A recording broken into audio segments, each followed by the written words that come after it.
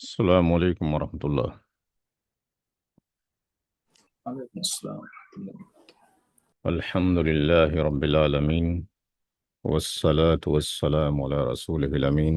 Rabbi इश्रह ली सदरी व यस्सिर ली अमरी वाहलुल उक़दतम मिन लिसानी यफ़क़हू क़ौली।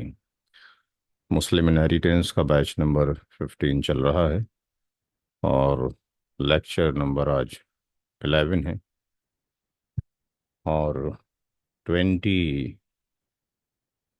15 नवंबर में आप लोगों का एग्ज़ामिनेशन है। हमारे पास 3 क्लासें बची हैं, एक आज की है और एक 1 नवंबर की और एक 8 नवंबर की। तो आज की क्लास में जो इंशाल्लाह डिस्कशन होगा, दो टॉपिक के ऊपर है कि कोई अपनी मर्ज़ी से अपने हिस्से को छोड़ना चाहता है तो उसको कैसे अंडरस्टैंड किया जाए। तो वो टॉपिक कहलाता है अपनी मर्ज़ी से अपना हिस्सा छोड़ देना, तखारुज। तो तखारुज का एक चैप्टर होगा, उसकी कुछ टर्म्स एंड कंडीशंस हैं। और उसके बाद दूसरा डिस्कशन करेंगे। पहला डिस्कशन तो ये है कि अपनी मर्ज़ी से हम अपना हिस्सा छोड़ना चाहते हैं। दूसरा जो आज का डिस्कशन है, जो मैंने एक रिसर्च पेपर लिखा है, percentage decrease in the light of doctrine of all. All का क्या मसला है वो आप लोगों को अंडरस्टैंड हो चुका है, और रद्द के क्या मसाइल हैं वो भी आप जानते हैं। तो इसमें हमने ये पढ़ना है कि परसेंटेज ऑफ इंक्रीज और डिक्रीज जो होता है, क्या वो इक्वल प्रोपोर्शन में होता है सारी वारिसीन के लिए, या उसमें कुछ नाइंसाफ़ी तो नहीं हो जाती है। तो उसका मैथमेटिकल प्रूफ करेंगे। 1 नवंबर में हम डिस्कशन करेंगे कि inheritance share of Muslim women, कि औरतों को कितने तरीके से हिस्सा मिलता है। तो उसमें यहाँ पर एक मेरी बुक है जो कि इंशाल्लाह रमज़ानों के आसपास आएगी।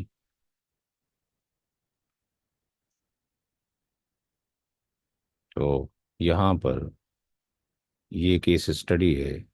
इसके बारे में पूरा किताब तो डिस्कशन नहीं करेंगे, कुछ चीज़ों का डिस्कशन करेंगे। इसमें 4 टॉपिक हमने लिए हैं, चारों की एक एक केस केस स्टडी हम ले लेंगे। और 8 नवंबर में इंशाल्लाह पोता और पोती के हिस्से के ताल्लुक से डिस्कशन किया जाएगा। और 15 नवंबर में आपका एग्जामिनेशन होगा। 22 तारीख में इंशाल्लाह नया बैच शुरू होगा, सेम टाइम के ऊपर। तो अभी जो डिस्कशन है वो है कि क्या रूलिंग है अगर कोई अपनी मर्जी से अपना हिस्सा छोड़ना चाहता है, जिसको हम तखारुज के नाम से जानते हैं। तो यहाँ पर मल्टीपल कंडीशन एग्जिस्ट कर सकती हैं। ये वो मल्टीपल कंडीशंस हैं। एक कंडीशन ये हो सकती है कि कोई अपना हिस्सा छोड़ना चाहता है और उसकी कोई डिमांड नहीं है कि मैं अपना हिस्सा छोड़ना चाहता हूँ, आप लोग इसको डिस्ट्रीब्यूट कर लीजिए। दूसरी कंडीशन ये दे रखी है कि कोई अपना हिस्सा छोड़ना चाहता है बट उसकी कुछ डिमांड है कि भाई मुझे जो बागीचा है या कार है, फ्लैट या शॉप दे दें। इसमें बाकी जो वारिसीन हैं उनका एग्री होना भी ज़रूरी है। अगर सारे एग्री करते हैं कि ये कार लेकर अलग हो जाएगा और बाकी प्रॉपर्टी हम लोग बांट लेंगे, तो ये भी किया जा सकता है। तीसरी कंडीशन ये एग्जिस्ट करती है कि किसी की डेथ हो रही है और हस्बैंड ने अपनी वाइफ का मेहर नहीं दिया है, या कोई कर्जे का मुतालबा है, तो आपके पास ये कंडीशन भी यहीं पर एग्जिस्ट करती है। तो तीन चीज़ें यहाँ पर आ सकती हैं कि कोई बिना किसी डिमांड के अपने हिस्से को छोड़ना चाहता है, या किसी की कुछ डिमांड है उसको लेकर वो हिस्सा छोड़ना चाहता है, या तीसरी कंडीशन ये है कि किसी का किसी पे कर्ज था, उसको विरासत में हिस्सा भी मिल रहा था, वो उसको लेना नहीं चाहता है कि मेरे ऊपर तो आपके पास पहले से ही कर्ज मौजूद था। जैसे कि जिन जर्नल क्या होता है कि शादियां हो जाती हैं और महर हम नहीं देते, तो महर भी एक कर्ज है, जो कि हमने पहला क्लास पढ़ा था कि कफन दफन के बाद कर्ज की अदायगी की जाएगी। तो वो कर्ज की अदायगी में ये महर भी आता है। तो तखारुज के दो रूल्स बन सकते हैं। ये दोनों रूल्स हमने यहाँ पे लिखे हुए हैं। इन जर्नल जो किताबों में लिखा हुआ है, जो हम देखते हैं, उसमें ये लिखा हुआ है कि हम पहले जैसे डिवीज़न करते हैं इनहेरिटेंस का, लोगों को दे दें, हर एक के हिस्से उनके हाथों में दे दें, यानी उनको हैंड ओवर कर दें। अब जो अपना हिस्सा बाकी लोगों को देना चाहता है, अब वो क्या करे कि वो ये कहे कि भाई ये जो हिस्सा है मेरा, मैं अब आप लोगों को दे रहा हूँ। एक तरीका तो ये है। दूसरा तरीका ये है कि जो अपना हिस्सा छोड़ना चाहता है उसको कैलकुलेशन में तो अब हम इन्वॉल्व रखेंगे, लेकिन फाइनल जब कैलकुलेशन होगा तो उसके शेयर को ड्रॉप कर देंगे। दोनों ही तरीके से क्वेश्चन हम करेंगे और हम देखेंगे रिजल्ट सेम रहेगा।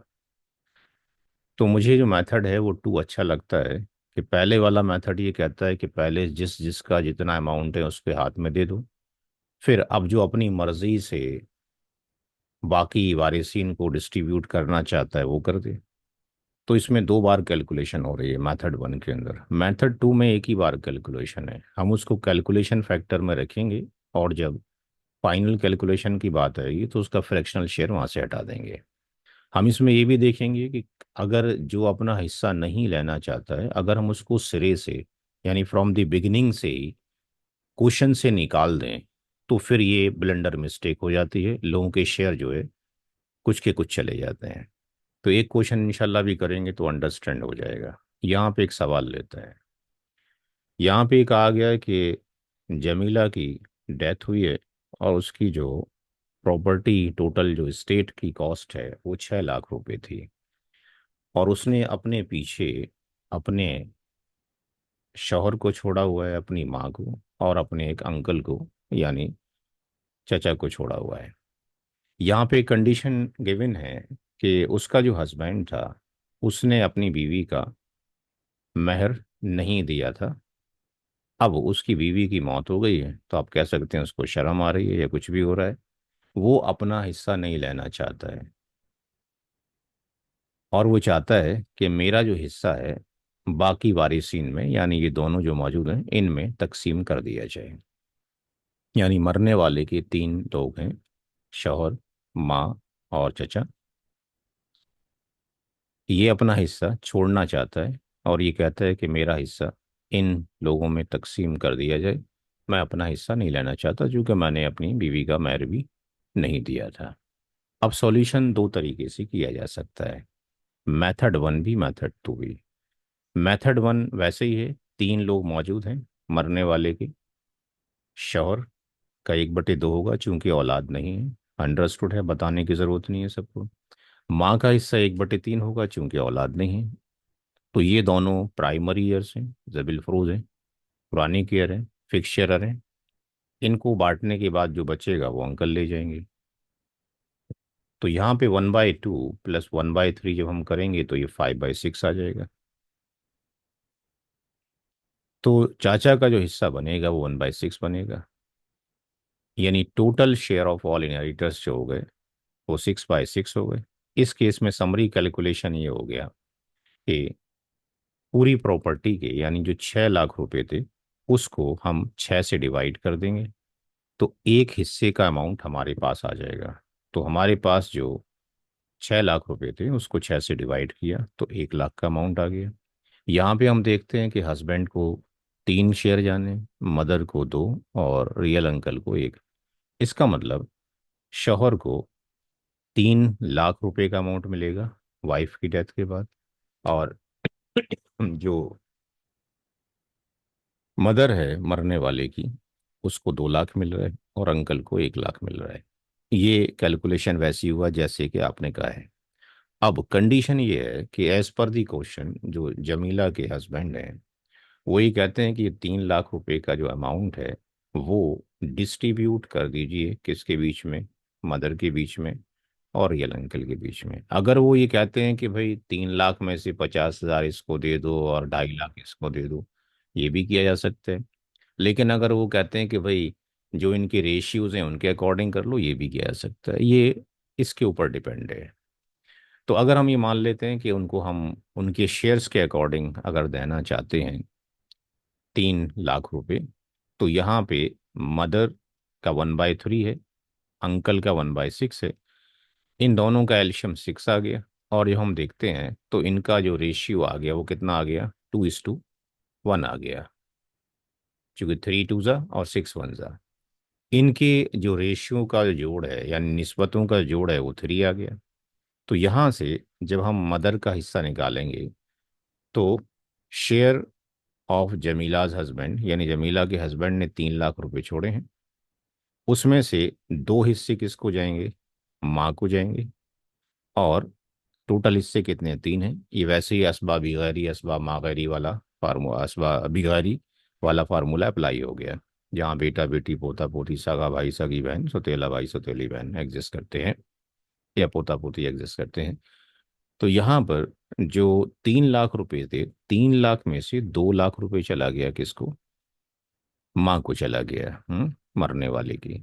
और जो अंकल हैं उनका जब निकाला तो 3 लाख रुपए वो हैं जो कि वो डिस्ट्रीब्यूट करना चाहता है जमीला का हस्बैंड, और उसमें से अंकल को एक हिस्सा जाएगा, टोटल डिवीजन 3 होंगे, यानी 1 लाख रुपए जाएगा जो जमीला के हस्बैंड ने छोड़ा है। तो इस तरीके से अगर हम देखें तो माँ को पहले जो मिल रहा था वो 2 लाख तो मिल ही रहा था, और 2 लाख उसको जमीला के हस्बैंड से मिल गया, यानी माँ को 4 लाख जा रहा है। और जो अंकल हैं यानी चाचा हैं मरने वाले के, उसको कितना जा रहा है, 2 लाख जा रहा है। ये पहले कैलकुलेशन से हमने देखा। अगर हम सेकंड अप्रोच अप्लाई करते हैं तो सेकंड अप्रोच के अंदर स्टेप नंबर 1 में देयर इज नो चेंज, कोई चेंज नहीं है, वैसे ही है जैसे कि था। स्टेप 1 में कुछ भी चेंज नहीं है। स्टेप नंबर 2 के अंदर भी कुछ चेंज नहीं है, और स्टेप नंबर 3 के अंदर भी कुछ चेंज नहीं है, यानी स्टेप 1 2 3 वैसे ही हैं जैसे कि आपके पास अप्रोच नंबर 1 में थे। जब फोर्थ में जाते हैं तो फोर्थ में यहाँ पर सबके हमने लिख लिए कि हस्बैंड को 1/2 जाएगा, इनको ये जाएगा, अंकल को ये जाएगा। अब फिफ्थ स्टेप में यहाँ से मॉडिफिकेशन है, क्या किया हमने, पांचवें स्टेप में क्या किया कि जो अपना हिस्सा नहीं लेना चाहता है उसके फ्रैक्शनल शेयर्स को वहां से हम हटा देंगे, ड्रॉप कर देंगे। तो जब फ्रैक्शन शेयर को ड्रॉप कर देंगे तो कौन लोग बचेंगे, केवल ये बचेंगे। अभी पैसे का कैलकुलेशन हमने नहीं किया, केवल ये दो लोग बचेंगे। इन दोनों को हमने क्या कर लिया, यहाँ पे कैरी कर लिया। और जब यहाँ पे कैरी किया तो पता ये लगा कि यहाँ पर जो बन रहा है वो माँ के 2 हिस्से और अंकल का एक हिस्सा, 2:1 का रेशियो बन रहा है। और इनके जो शेयर बन रहे हैं वो कितने बन रहे हैं, 2+1 यानी इक्वल टू 3 बन रहे हैं। यानी अब हम यहाँ क्या करेंगे, ये 6 लाख रुपए को 3 से डिवाइड कर देंगे, 6 लाख रुपए को 3 से डिवाइड कर देंगे। एक शेयर जो आएगा 2 लाख रुपए का आएगा। माँ को कितने शेयर जाने हैं, 2, तो माँ की मल्टीप्लाई 2 लाख से कर दी, यानी माँ को डायरेक्टली 4 लाख चले गए, और अंकल को जो चले गए वो 2 लाख चले गए। तो यहाँ पे हमने देखा कि यहाँ पे कैलकुलेशन आसान है, वहाँ 2 बार हमें करना पड़ रहा है। यहाँ पे सिंगल टाइम हमने कैलकुलेशन किया और आंसर आ गया। इसलिए हमने यहाँ पे लिख दिया कि जो दोनों मेथड हैं वो दोनों ही मेथड से आंसर सेम आ रहा है। मेथड 2 एक अच्छी अप्रोच है जहाँ पे ये किया जा सकता है। ये तो हमारा हो गया आंसर कि मेथड 2 से हमें करना चाहिए, आसान तरीका है। और अगर स्टार्टिंग में समझ में नहीं आता है तो आप दोनों तरीके से करें, पहला मेथड भी अप्लाई करें, दूसरा मेथड भी अप्लाई करें, और दोनों से देखें आंसर सेम ही आएगा। अब जो प्रॉब्लम है वो प्रॉब्लम ये एग्जिस्ट करती है अगर कोई ये सोचता है कि जो अपना हिस्सा नहीं लेना चाह रहा है उसको सिरे से हटा दिया जाए। यहाँ पे लिया हमने, उसका क्या इफेक्ट होगा on the other inheritor share, बाकी जो वारिसी ने उनके हिस्सों के लिए। अगर हम आइसोलेट कर दें उस पर्सन को जो अपना हिस्सा लेना ही नहीं चाहता है, तो यहाँ पे जमीला का हस्बैंड अपना हिस्सा नहीं लेना चाहता है, लेट से उसको सिरे से ही गायब कर दिया जैसे कि वो एग्जिस्ट करता ही नहीं था। तो क्या हुआ, ऐसा करने से मदर क्या हो गई, ZF है। अब हम केवल दो ही वारिस ले रहे हैं, चूंकि तीसरा लेना नहीं चाह रहा है तो हमने उसको इग्नोर कर दिया, दैट इज नॉट एग्जिस्ट। अगर हमने ऐसा कर दिया तो सब कुछ उल्टा हो जाएगा। माँ का हिस्सा 1/3, और असबाबी नफसी कौन बचा, रियल अंकल, यानी बचा हुआ ये ले जाएगा। तो इस केस में अगर हम देखते हैं तो जो अंकल को कितना मिल रहा है, 2/3, यानी स्टेप नंबर 4 में हम देखते हैं कि यहाँ पर 3/3 हो गया, माँ को एक हिस्सा जा रहा है और अंकल को 2 हिस्से जा रहे हैं। और ऐसा करने से क्या हुआ कि रिवर्स शेयर हो गए। अब चूंकि डिवाइड तो 3 से ही करेंगे, अंकल को कितने हिस्से जा रहे हैं, 2 हिस्से, और माँ को 1 हिस्सा। तो हम देख रहे हैं कि अंकल को, चाचा को 4 लाख चले गए और मदर को 2 लाख चले गए। टोटल क्या हो गया, रिवर्स हो गया। कंक्लूजन में हमने क्या लिखा, कंक्लूजन में लिखा कि यहाँ से ये क्लियर शो हो रहा है कि हस्बैंड जो था उसको अगर स्टार्टिंग से ही हटा दिया जाए तो वो माँ के हिस्से के ऊपर इफेक्ट करेगा। क्योंकि माँ को 2 लाख जो मिल रहे थे पहले से ही, वो तो मिल ही रहे थे, लेकिन जो जमीला के हस्बैंड ने छोड़ा, लेफ्ट आउट जो शेयर जमीला के हस्बैंड का, इसमें से उसको कुछ भी नहीं जा रहा है। Leaving out share of the Jamila's husband is only going to the real uncle, not to the mother. तो ये ब्लंडर मिस्टेक अगर किसी ने किया तो हकदार को उसका हक नहीं पहुंचेगा।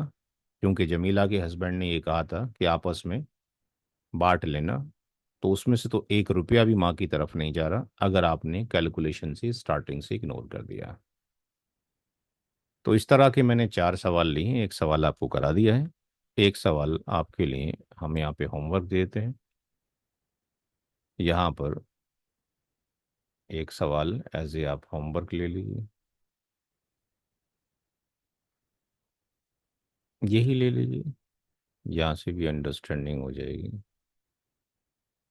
क्वेश्चन नंबर 2, ये एज ए होमवर्क है, एक क्वेश्चन काफ़ी है इसके लिए।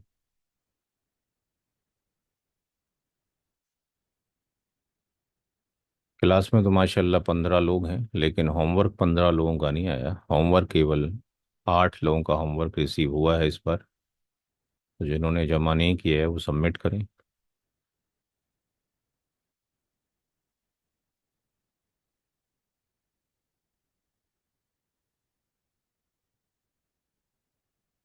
क्वेश्चन नंबर 2 आपका होमवर्क है। दूसरा जो टॉपिक है आज का, वो टॉपिक है परसेंटेज ऑफ इंक्रीज से रिलेटेड और डिक्रीज से रिलेटेड। हमें ये मालूम है कि ऑल के केस में, ऑल के केस में क्या होगा कि जो न्यूमरेटर ऑब्लिक डिनोमिनेटर है ये क्या हो जाता है, ग्रेटर देन 1 हो जाता है, तो ऑल होता है। और हम ये भी पढ़ चुके हैं कि जो रद्द वाला कॉन्सेप्ट है, रद्द वाले कॉन्सेप्ट के अंदर न्यूमरेटर और डिनोमिनेटर जो है वो क्या होता है, लेस देन 1 होता है। ये भी हम पढ़ चुके हैं, और इनके क्या तरीके कार्य करने की वो भी हम देख चुके हैं।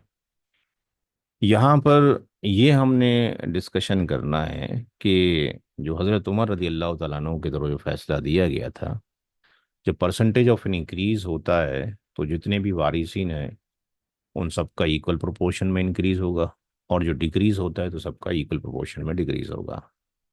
तो मुझे यहाँ पे ऑल और रद्द आपको पढ़ाने की ज़रूरत नहीं है। यहाँ मैं डायरेक्टली क्वेश्चंस पे आऊँगा। यहाँ पे एक क्वेश्चन है जो मैं आपको करा चुका हूँ। मरने वाले ने अपने पीछे अपने शौहर को और 2 सगी बहनों को छोड़ा है। तो यहाँ पे जो शौहर का हिस्सा है वो 1/2 है। कहाँ लिखा हुआ है, सूरह निसा की आयत नंबर 12 के अंदर। और 2 बहनों का जो हिस्सा है वो 2/3 है। ये सूरह निसा की 176 में लिखा हुआ है, ये भी आप ऑलरेडी जानते हैं। तो यहाँ पर अगर हम इसको सॉल्व करते हैं तो ये 1/2 प्लस 2/3 7/6 आ जाता है। और इसका मतलब क्या हो गया, ये ग्रेटर देन 1 हो गया। अब इसका सॉल्यूशन क्या दिया गया कि अगर हम यही देखते हैं जो कि यहाँ पर है करंट फॉर्म में, तो अगर हम 1/2 हस्बैंड को दे देते हैं 50%, तो हमारे पास कितना बचता है, 50% बचता है बहनों के लिए। इसका मतलब ये हो गया कि जो 2 सिस्टर हैं उनका तो रियल शेयर कितना बन रहा था कुरान करीम के अकॉर्डिंग, 66.67 बन रहा था। इसका मतलब अगर उनको हम 50% ही देते हैं सिस्टर को, तो व्हाट विल हैपन कि वो 16.67% के लॉस में जा रही हैं, क्योंकि उनका 16.67 था, 50% हम दे रहे हैं। अगर हम इसको रिवर्स कर लें कि अगर 2/3 पहले दोनों बहनों को दे दें तो शौहर के लिए 33 बचा। तो इसका मतलब ये हो गया कि उसका प्री डिफाइंड तो कितना था, 1/2 था, 50%। तो इस केस में हस्बैंड को इतना लॉस में जाना पड़ रहा है। तो इसका जो सॉल्यूशन दिया गया वो हज़रत उमर रदी अल्लाह ताला अन्हु ने क्या दिया कि हम क्या करेंगे कि उसका जो वैल्यू थी न्यूमरेटर की वो क्या कर दिया जाएगा, रिप्लेस कर दिया जाएगा, ठीक है, एल्शियम के साथ में। तो ऐसा करने से क्या होगा कि जो शेयर अभी आ रहे थे 1/2 +2/3, तो ये 6 हो रहा था, और ये 3, और ये 4, यानी 7/6 आ रहा था, >1। तो आपने फरमाया कि इसको हटाकर इसको यहाँ रख दिया जाए। तो अब जो हस्बैंड का जो शेयर हो गया यहाँ पर, जब ऐसा कर दिया गया तो हस्बैंड का शेयर कितना हो गया, ये हस्बैंड का शेयर है, ये 2RS का शेयर है। तो हस्बैंड का शेयर हो गया कितना, 3/7 हो गया। और 2 रियल सिस्टर का जो शेयर हो जाएगा इनका वो कितना हो जाएगा, 4/7 हो जाएगा। इसी को यहाँ मेंशन किया कि हस्बैंड का जो न्यू शेयर हो जाएगा वो 3/7 यानी 42.86% हो जाएगा, यानी 50% ना जाकर उसको अब इतना जा रहा है, 42.86%। सिमिलरली जो 2 रियल सिस्टर हैं उनको 4/7 जा रहा है, यानी 57.14%, जबकि उनका शेयर कितना था, 66.67%। अब देखना ये है कि क्या जो ये किया गया है इसका भी परसेंटेज डिक्रीज हो गया, शौहर का भी और बहनों का भी हो गया। तो ये डिक्रीज कितना हुआ है, एक चीज तो ये देखना है। फिर ये देखना है कि जो डिक्रीज हुआ है, क्या डिक्रीज होने के बाद यही वैल्यू आ रही है कि नहीं आ रही है, उसको प्रूफ करना है। तो ये फार्मूले अभी तक की वर्ल्ड की किसी किताब में मौजूद नहीं है, जो मैंने यहाँ पे लिखे हैं, अल्हम्दुलिल्लाह, अल्लाह का शुक्र है। तो ये यहाँ पर हमने क्या किया कि परसेंटेज ऑफ डिक्रीज का एक फार्मूला लगाया। परसेंटेज ऑफ डिक्रीज के फार्मूले में कुछ terminology the, SDA, share difference in all, और PS का मतलब प्री डिफाइंड शेयर।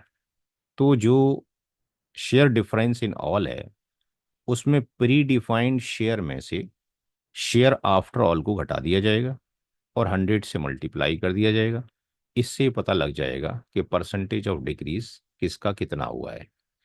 तो हमने हस्बैंड का और दोनों ही रियल सिस्टर का परसेंटेज ऑफ डिक्रीज देखना है। अब यहाँ पर अगर आप देखते हैं तो ये आपको अच्छी तरीके से मालूम है कि ये जो परसेंटेज ऑफ जो डिक्रीज हम निकाल रहे हैं, तो यहाँ पर ये प्री डिफाइंड शेयर में से हमने 3/7 शेयर आफ्टर ऑल, यानी ये जो टर्म हमने यूज किया है, share difference in all, share difference in all की जगह पे हम क्या रखेंगे, जो प्री डिफाइंड शेयर है और जो शेयर आफ्टर ऑल है। तो प्री डिफाइंड शेयर 1/2 था, और जो शेयर आया है वो 3/7 है। तो अगर हम 1/2 को -3/7, अगर इस ब्रैकेट को सिंपलीफाई करते हैं जो कि तो बॉटम में 1/2 है, तो ये इसका एल्शियम कितना आ जाएगा, 14 आ जाएगा। ये 2 7 हो जाएगा, और ये कितना हो जाएगा, 7 2 और 2 आ गया, ये 6 हो जाएगा, यानी 1/, कितना आ जाएगा, 14 हो जाएगा। तो दैट्स वाई इस वाली जो इंटरनल ब्रैकेट है इसकी जगह कितना आ गया, 1/14 आ गया। और उसका ऑब्लिक कितना, 1/2 है। ये कहाँ से आ रहा है, ये ऑलरेडी फार्मूले से आ रहा है, ये जो फार्मूला ऊपर लिखा हुआ है। तो ये फार्मूला है, ये SDA pre defined share multiply by 100। तो यहाँ पर ये ऑब्लिक में 1/2 आ जाएगा। तो अगर हम ऐसा करते हैं तो हमें यहाँ से, अब ये सिंपलीफाई हम कर लेंगे, यहाँ पे 1/14 है इस ब्रैकेट के अंदर, और जब ये आएगा आपके पास तो ऊपर चला जाएगा, 2 ऊपर चला जाएगा, अंडरस्टूड है, और ये हो जाएगा। इसकी मल्टीप्लीकेशन 100 से हो जाएगी, इसको इससे काटेंगे तो ये कितना आ जाएगा, 1/7 मल्टीप्लाइड बाय 100। तो 1/7 मल्टीप्लाई बाय 100 जो आ रहा है वो 14.285 आ रहा है। यानी हज़रत उमर रदी अल्लाह तआला ने जो फैसला दिया कि जो शौहर का जो शेयर है जो मिल रहा है उसको आफ्टर दी ऑल, उसमें डिक्रीज कितना हो रहा है, 14.285%। तो क्या ये सही हो रहा है, थोड़ी देर में जाकर देखते हैं। इसी तरीके से रियल सिस्टर का लिया, दो रियल सिस्टर का जो शेयर था प्री डिफाइंड वो ये है, और आफ्टर ऑल जो आया वो 4/7 आया। तो इसको अगर हम सिंप्लीफाई करते हैं, 2/3 माइनस 4/7, एलशियम कितना आ जाएगा, 21। तो 3 7 आपके पास 21 हो गया, और जो 7 आया उससे आपने मल्टीप्लाई कर दिया जो का 14 हो गया, और ये कितना हो गया, 7 3 और फिर आया आपके पास 3 से आपने क्या किया, इसको मल्टीप्लाई कर दिया, ये कितना आ गया, 12 आ गया। तो ये कितना आ गया, 2/21 आ गया। तो ये 2/21 आ गया।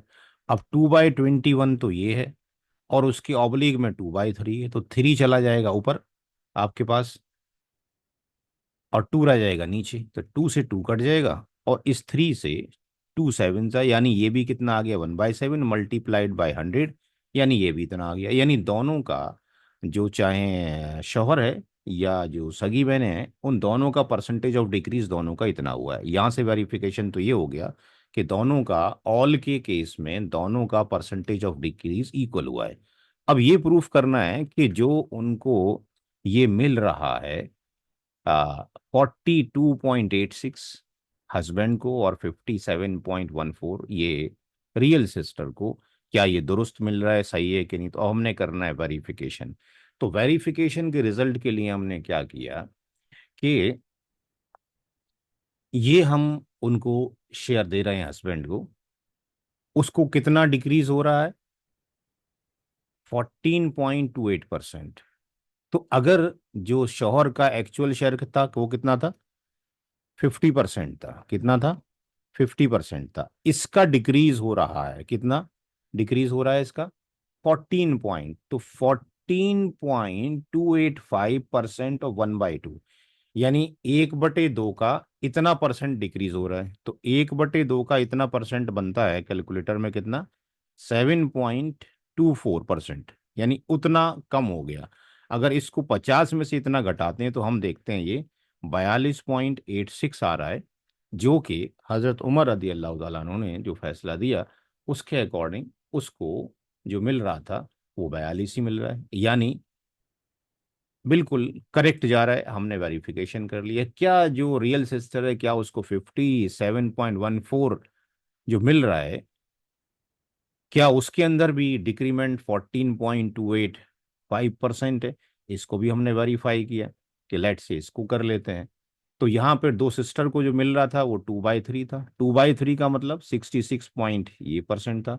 अब उसका भी जो डिक्रीज जो हुआ जो सिस्टर का, वो भी 14.285% हुआ। किसका, 2/3 का, या 66% का। तो वो कितना आया, 9.52%। इसको घटाते हैं तो हम देखते हैं ये भी इक्वल आ रहा है। तो इससे ये प्रूफ हो गया कि दोनों का जो परसेंटेज ऑफ जो डिक्रीज है वो इक्वल प्रोपोर्शन में हो रहा है, किसी के साथ नाइंसाफी नहीं हो रही है। दूसरा जो कॉन्सेप्ट था रद्द का, रद्द के अंदर परसेंटेज ऑफ इंक्रीज हो जाता है। तो यहां पर एक क्वेश्चन हमने फिर लिया। वो क्वेश्चन ये कहता है कि यहाँ पर मरने वाले की माँ मौजूद है, और दूसरी कौन मौजूद है, एक डॉटर मौजूद है, एक मदर मौजूद है। तो डॉटर का जो हिस्सा है वो 1/2 होगा, मदर का 1/6 होगा। तो हम देखते हैं कि 1/6 और 1/2 जब हम करते हैं तो ये 4/6 आता है, यानी <<1 हो गया। इट्स ए केस ऑफ क्या हो गया, रद्द का हो गया। रद्द के केस में चूंकि यहाँ पे हस्बैंड वाइफ नहीं है, दैट्स वाई हमें इसको फर्दर एक्सपेंड करने की जरूरत नहीं है। हमें सिर्फ क्या करना है कि इस वाले को हम रिप्लेस कर देंगे यहाँ से, यहाँ पे 4 हो जाएगा, यानी यहाँ पे जो मदर का जो हिस्सा है और जो सिस्टर का जो हिस्सा है उसमें चेंज हो जाएगा। वो चेंज क्या हो जाएगा कि वो 1/4 हो जाएगा, और वो क्या हो जाएगा, 3/4 हो जाएगा, जो कि डॉटर का था। तो यहाँ पर अगर हम उसका वो सिनारियो लेते हैं जिनमें उनको गिवन शेयर अगर दिए जाते हैं, तो मदर को तो 1/6 जाना है, यानी 16.67, और बेटी को 50% जाना है। तो इसका मतलब हो गया कि यहाँ पर 66.67 दोनों को मिल गया, यानी अभी बच गया 33.33%। जो कि अनएलोकेटेड है, जो कि डिस्ट्रीब्यूट नहीं किया गया है। तो अब ये 33.33% जो जाएगा, अगर कोई भी सेकेंडरी ईयर्स नहीं है यहाँ पे हमने मेंशन कर दिया, अगर होता तो वहां चला जाता, तो इन्हीं में तकसीम होगा। तो इन्हीं में जो तकसीम होगा, तो यहाँ पर उसको भी हजरत उमर रदी अल्लाह तआला ने फरमाया कि उसको भी रिप्लेस कर दिया जाए इस तरीके से। तो माँ को 25% जा रहा है और डॉटर को 75%। तो माँ का इंक्रीज कर गया यहाँ से 16.67 से 25%, और डॉटर का इंक्रीज कर गया 50% से 75%। तो क्या इनका इंक्रीमेंट इक्वल प्रोपोर्शन में हुआ है? तो पहले हम देखें कि परसेंटेज ऑफ इंक्रीज दोनों का कितना हो रहा है। तो परसेंटेज ऑफ इंक्रीज के लिए यहाँ पर जो फार्मूला बनाया गया, उसमें यहाँ पे शेयर डिफरेंस इन रद, और यहाँ पर क्या होगा, शेयर आफ्टर रद पहले लेंगे और प्री डिफाइंड शेयर बाद में लेंगे, और ऑब्लिक जो है प्री डिफाइंड शेयर ही है। तो यहाँ पर अगर हम कैलकुलेशन करते हैं कितना इंक्रीज हुआ है मदर का शेयर, तो 1/4 वो है जो रद्द वाला है, आफ्टर रद्द ये वैल्यू आ रही है, बिफोर जो रद्द थी वो ये थी। तो 1/4 माइनस 1/6 को अगर हम करते हैं तो 12 एलसीएम आएगा, 4 3 और -6 2 ये आ गया 1/12। तो ये 1/12 है, ये इस तरीके से आ गया। तो 1/12 के साथ में प्री डिफाइंड शेयर ऑब्लिक में, यानी जो 6 है वो ऊपर चला जाएगा, ये नीचे आ गया, और ये 6 2 यानी ये आ गया 1/2, और इसकी मल्टीप्लाई कर दिया 100 से। तो ये आ गया कि माँ का जो शेयर इंक्रीज हुआ है कितना हुआ है, 50% इंक्रीमेंट हुआ है, यानी 66.67% था, इसके अंदर इजाफा हो गया कितना, 50% का जो माँ को शेयर मिल रहा है। क्या बेटी को भी 50% इंक्रीज हुआ है? तो बेटी का शेयर आफ्टर दी रद 3/4 आ रहा है, और बिफोर रद 1/2 था। एलशियम 4 आ जाएगा, ये 3 और ये 2, यानी ये 1/4, ये 1/4 आ गया। तो अब ये 1/4 ये आ गया, और ये 1/2 है जो प्री डिफाइंड था, ये 2 पर चला जाएगा, ये नीचे आ जाएगा, इससे ये कट जाएगा, यानी ये भी 1/2 मल्टीप्लाइड बाई 100, यानी ये भी कितना आ गया, 50% आ गया। यानी दोनों का इंक्रीमेंटेशन बिल्कुल इक्वल हो रहा है, 50% इसका इंक्रीज हो रहा है, 50% इनका इंक्रीज हो रहा है। अब जो ये 50% इंक्रीज होकर जो मिल रहा है, तो वो क्या ठीक मिल रहा है, वो हमने देखना है। तो हमने ये देखना है कि यहाँ पर माँ को जो पहले 16.67% मिल रहा था, अब माँ को कितना मिल रहा है, 25% मिल रहा है। तो 25% क्या ठीक मिल रहा है? तो क्या करना पड़ेगा यहाँ पे, ये तो पहले से मिल रहा था, और 1/6 जो माँ का शेयर था, इसके अंदर इंक्रीमेंट हो गया कितना, 50%। तो इसका 50% जो इंक्रीमेंट होगा 1/6 का, वो कितना हुआ, 8.33। तो पहले ये मिल रहा था, और इसमें इतना और इजाफा हो गया 50% का, तो टोटल मिला के 25% हो गया। यहाँ से ये वेरीफाई हो गया कि बिल्कुल ठीक जा रहा है। और यहाँ पे रियल सिस्टर का अगर देखते हैं, तो रियल सिस्टर को पहले 50% मिल रहा था, और जो इंक्रीमेंट हो रहा है 50 का, 50% इंक्रीमेंट हो रहा है, तो वो कितना हो गया, 25%, यानी 50 का 1/2, 50% ऑफ 1/2 25 हो गया। तो पहले प्रीवियसली ये मिल रहा था, बाद में ये मिला, तो इन दोनों को जोड़ दिया, ये 75% हो गया। तो यानी कहने का मतलब ये, परसेंटेज ऑफ इंक्रीज हो या डिक्रीज हो, दोनों को, जितने भी वारिसिन हैं उनको इक्वल प्रोपोर्शन में इंक्रीज होता है, इक्वल में ही डिक्रीज होता है। तो ये जो डॉक्यूमेंट है, अभी अक्सर लोगों को ये वाला डॉक्यूमेंट के बारे में मालूम नहीं है। हाँ, ये पता है कि हज़रत उमर रज़ी अल्लाह तआला ने ये सॉल्यूशन दिया था, तो मैंने यहाँ पे इसको, अल्लाह का शुक्र है, उसको प्रूफ करने की कोशिश की है कि कितना इंक्रीमेंट हो रहा है, क्या वो इंक्रीमेंट हुआ और उसको ऐड करते हैं तो क्या इक्वल हो जाता है, या डिक्रीमेंट हुआ तो माइनस करते हैं तो क्या वो हो जाता है, जो कि फैसला दिया गया था। तो यहाँ पर इसको वेरिफिकेशन किया गया है। बाकी यहाँ पे कोट कर दी गई हैं आयतें करीमा, ताकि ये पता लग जाए कि कहाँ कहाँ से शेयर्स वगैरह लिए गए हैं। तो आज के लिए हमारे पास केवल यहीं तक क्लास थी। एक क्वेश्चन आपको दिया गया है, अगले हफ्ते जो डिस्कशन होना है उसकी भी क्लास को मिस ना करें, इंपॉर्टेंट क्लासेस बाकी रह गई हैं, उसमें हम डिस्कशन करेंगे कि मुस्लिम, हाँ, वुमेन के को कितने कितने तरीके से शेयर मिलता है। कभी इनको इक्वल मिलता है, कभी ज़्यादा मिलता है, कभी कम मिलता है, कभी औरत को मिलता है, आदमी को नहीं मिलता। तो सबकी हम एक एक इंशाल्लाह केस स्टडी लेंगे। और 8 नवंबर में पोता पोती के बारे में डिस्कशन होगा। 15 तारीख में आपका एग्जामिनेशन होगा। टाइमिंग हमने डाल दिया है, अगर टाइमिंग चेंज करना है तो सारे लोग डिस्कशन कर सकते हैं। अभी कितने बजे हम पेपर अपलोड कर रहे हैं 15 तारीख में? जी भाई, 6:30 बजे अपलोड करें या किसी और टाइम अपलोड करें? कोई राय देना चाहेगा कोई अपनी? मेरी आवाज़ जा रही है सब? जी। नो प्रॉब्लम, कर सकते हैं सब। नमाज तकरीबन ख़त्म हो जाती है 6 बजे, तो 6:30 बजे हम अपलोड कर देंगे। 11:30 बजे तक आप लोग सबमिट कर दें। कुछ क्वेश्चंस ऑब्जेक्टिव टाइप होंगे, कुछ आपके पास वैसे होंगे जैसे कि अभी हमने share of the child to be born किया है या मुनासखा किया है। सर ये एग्जामिनेशन ऑफलाइन होगा? नहीं, ऑनलाइन ही आपके पास लेंगे, आपके पास पेपर भेज देंगे सबको। ग्रुप में पेपर भेज के फिर वहीं पे सबमिट करना होगा? ये सबमिट जो करेंगे आप ग्रुप में नहीं करेंगे, सबमिट आप हाँ वो। इंडिविजुअल करेंगे। उसमें आपने सिर्फ ये मेंशन करना होगा कि अगर मान लो वहाँ 15-20 क्वेश्चन है तो पहले का A B C 3 ऑप्शन है, तो उसमें से अगर सी ऑप्शन ठीक है तो आपने आंसर में लिख के भेजना है 1 का C, ओके। 2 का D, इस तरीके से आपने लिख के भेजना है। लेकिन जो क्वेश्चन दो होंगे, मुनास्खा वाला और share of the child to be born, वो हमें पूरा पूरा क्वेश्चन चाहिए, पूरा पूरा आंसर चाहिए, क्योंकि उसी में ही वक्त लगना है। भाई ये जूम जूम पे क्लास नहीं होगी, ये सॉरी जूम पे एग्जाम नहीं होगा?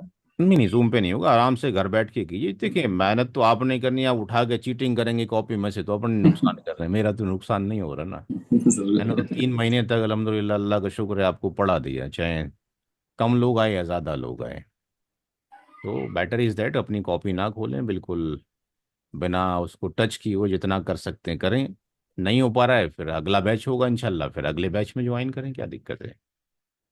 तो जब ये हो जाएगा एग्जामिनेशन तो आप लोगों को सर्टिफिकेट दे दिए जाएंगे कि आप लोगों ने 3 महीने की ट्रेनिंग यहाँ से की है। फिर जिन लोगों ने अल्हम्दुलिल्लाह सीख लिया, काफ़ी लोगों ने सीखा है, तो वो अपने अपने जहाँ पर भी उनके सर्कल्स हैं वहाँ पे इसको प्रोपागेट करने की कोशिश करें। ठीक है, तभी जाके काम होगा, क्योंकि मेरे अकेले करने से काम नहीं हो सकता है। अगर 15 लोगों ने क्लास ली है तो एटलीस्ट 10 लोग तो ऐसे हैं क्लास के अंदर जो क्लास ले सकते हैं बाकी की, तो 10 जगह क्लास लेना शुरू करें।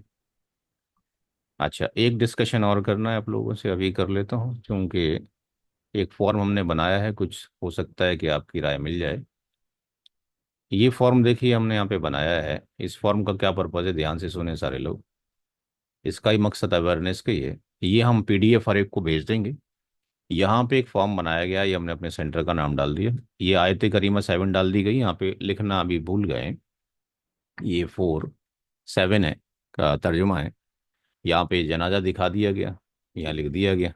ये जो फॉर्म है बेसिकली होगा क्या कि जिस मसाजिद में ऐलान होता है कि साहब फला शख्स की डेथ हो गई है, तो मसाजिद की कमेटी के जो भी मेंबर हैं उनको चाहिए कि जो ऐलान करवाने के लिए आ रहा है कि वालिदा फौत हो गई, दादा फौत हो गए, बेटा या बीवी फौत हो गई, उसको ये फॉर्म आप देते हैं कि भाई ये फॉर्म लेके जाएं, और 2-3 दिन में इसको फिलअप करके या तो इस नंबर पे भेज दें, या इस मेल के ऊपर भेज दें, या मस्जिद में लाके जमा कर दें, जैसा भी वो चाहता है।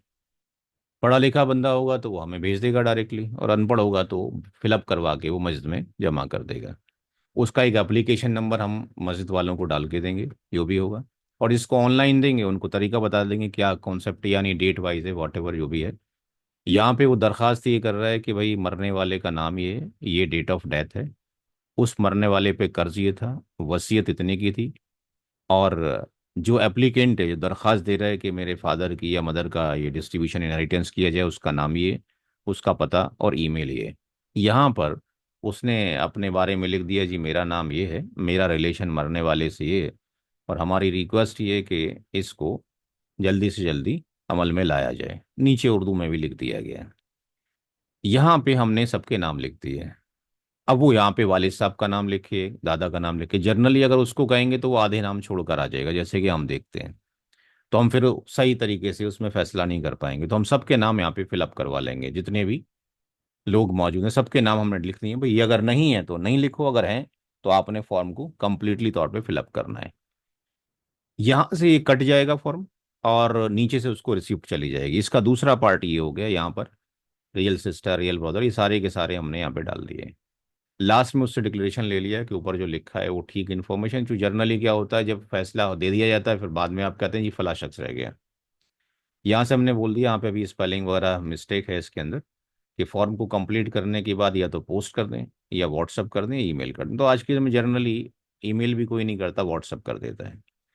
तो यहाँ पर इसको जो भी नंबर होगा एप्लीकेशन का नंबर जो वो जमा करेगा लाकर, तो यहाँ पर उसका जो नंबर है, ये जो जिसने मस्जिद में उसको रिसीव किया होगा या डिजिटली जिसने रिसीव किया होगा, ये मरने वाले का नाम, और ये इसको फाड़ के जब देंगे तो ये पीछे वाली साइड में ये आ जाएगा और आगे वाली साइड में हमारा ये वाला नाम आ जाएगा।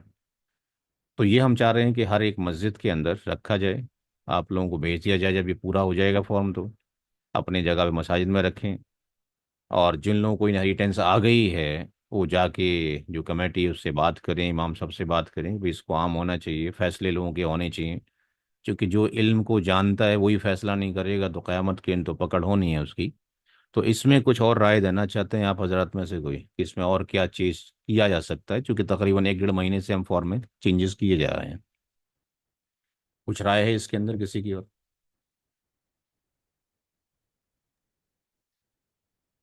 जी, कुछ एडअप की ज़रूरत है इसके अंदर और किसी इंफॉर्मेशन की?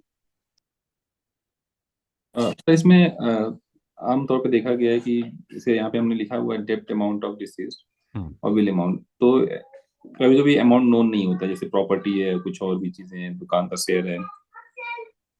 नहीं, इन जनरल आपके पास किसी ने विल किया है तो विल होगी, पता होगा विल, घर। हाँ नहीं, डेप्ट। किसी उसने कर्ज दिया है तो उसको चाहिए ना, क्योंकि इसको मकसद ही नहीं, यही है अच्छा आम अच्छा। करने का कि वो कहीं डायरी में नोट करके तो रखे। भाई ये तो अवेयरनेस ही नहीं है, तो बड़ा मसला है ना। जब ये जाएगा लोगों के पास तभी समझ में आएगा कि भाई कर्ज भी नोट करके रखना चाहिए। ऐसा तो कोई शख्स शायद नहीं होगा कि वो किसी को कर्ज दे और डायरी में नोट ना करे अपनी, कहीं ना नहीं, कहीं तो तो कभी नोट। कभी देखा गया है कि विल के टाइम पे वो कुछ प्रॉपर्टी है या कुछ और शेयर के तरीके से भी विल में डाल देते हैं। नहीं तो कर्ज तो अलग हो गया ना आपके पास, किसी हाँ, के पास कर्ज है तो कर्ज तो मेंशन हो गई ना उसको, मतलब कर्ज कितना लिया हुआ है। कर्ज का है, लेकिन विल में कभी कभी वो होता है प्रॉपर्टी या घर। नहीं तो विल में प्रॉपर्टी घर कहाँ से आएगा? विल में तो आप जब विल करोगे तो विल तो आप ये करोगे ना कि मेरी जो इतनी प्रॉपर्टी उसमें से इतना परसेंट दिया जाए। तो हमें तो सिर्फ हम्म, वो या तो अमाउंट की शक्ल में बोलेगा, या वो हम्म, कहेगा कि भाई 3 घर थे एक घर दे दिया है, तो उसकी कॉस्ट निकाल ली जाएगी। बात उसमें क्या कॉस्टिंग में आज की डेट में क्या दिक्कत है? बहुत सारे बिल्डर बैठे हुए हैं, 2 मिनट लगेंगे दिखाने में इतनी कॉस्टिंग है, उसमें क्या प्रॉब्लम है? ठीक है। तो ये इंशाल्लाह बन जाएगा तो ये भी आपकी तरफ फॉरवर्ड कर दिया जाएगा। ये भी बहुत ज़रूरी है ताकि अवेयरनेस फैलाई जाए लोगों की तरफ। तो और किसी कोई राय है भाई इसके अलावा? इतना काफ़ी है इसके अंदर, क्योंकि हमें तो सिर्फ ये नाम चाहिए, उसके बाद कैलकुलेशन हो जाएगा। मैं एग्जाम के सिलसिले में पूछ रहा था, वो जी, हम लोग वो रेफर कर सकते हैं जो बुक है परसेंटेज के लिए, जो अगर जरूरत पड़ी तो। तो फिर जब किताब ही देख लेंगे उठा के, वो वाली किताब देख सकते हैं। कौन सी वाली? मुस्लिम इनहेरिटेंस वाली 9 पेज की जो जी किताब जी, है। वही बात कर रहा हूँ, हाँ वही वो बात तो आप यूज़ कर सकते हैं। वो तो जस्ट लाइक जैसे मान के चल रहे हैं ऐसे इंजीनियरिंग के अंदर कैलकुलेटर का इस्तेमाल करते हैं, याद नहीं जी। आ रहे हैं तो पैरामीटर ये वाली इस्तेमाल करें। जी लेकिन जी, कुछ वही कुछ वही। कुछ लोगों ने अभी जो बुक मंगाई है मुस्लिम इनहेरिटेंस केस स्टडी जो मैंने अभी लिखी थी, तो ऐसा ना हो कि इसमें से कुछ लोगों ने वो उठा लिया और वहीं से देख के आंसर दे दें। तो फिर ओपन बुक वो एग्जाम मैं हो जाएगा। फिर वो हाँ तो फिर वो मैं ऐसा नहीं करूँगा, क्योंकि वो किताब चली गई है। तो मैं वो केस स्टडी दूंगा जो कि आपके पास जो लोगों की आती रहती हैं, उसमें से किताब में से कोई सवाल नहीं आएगा फिलहाल। ठीक है, इंशाल्लाह अगले हफ्ते मुलाकात होगी। अस्सलाम वालेकुम।